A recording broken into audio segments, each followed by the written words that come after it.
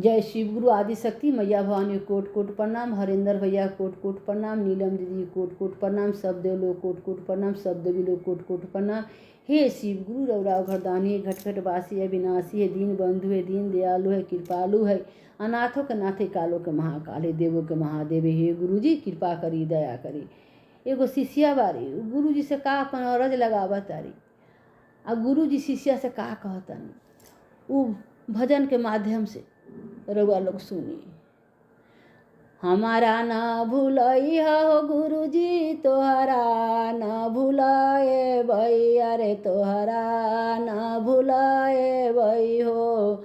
अरजी करी ले बारंबार न हो राम, विनती करी ले बारंबार न हो राम।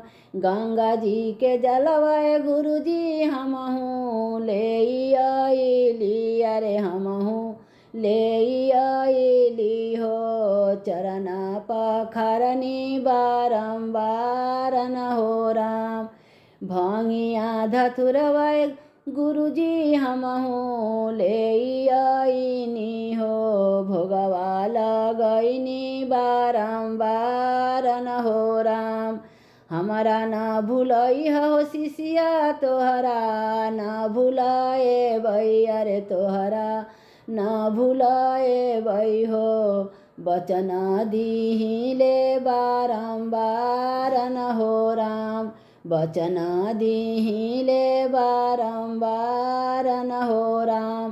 केतनो संकटवा हो शिष्या तोहारो पर आई है, अरे तोहारो पर आई है हो।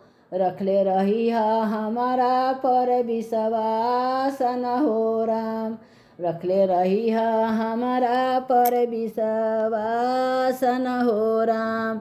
जौन बर मांगबू हो शिष्या तौन बरवा मिली है, अरे तौन बरवा मिली है हो। सब कुछ भरले बानी भंडार न हो राम, हमारा ना भूलई है गुरु जी तोहरा ना भूलाए भई हो। अरजी करी ले बारंबार न हो राम, विनती करी ले बारंबार न हो राम।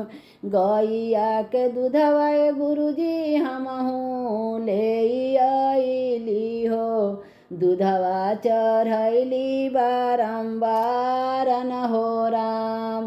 कंचन थलियावाए गुरु जी कपूर के बतिया हो, आरती उतरनी बारंबार न हो राम। हमारा ना भूलई हो शिष्या तोहरा ना भूलाए भई, अरे तोहरा ना भूलाए भई हो।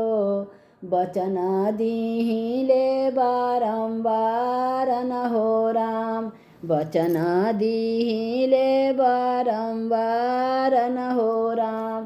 केतनो संकटवाए शिष्या तोहारो पर आई है, अरे तोहारो पर आई है हो।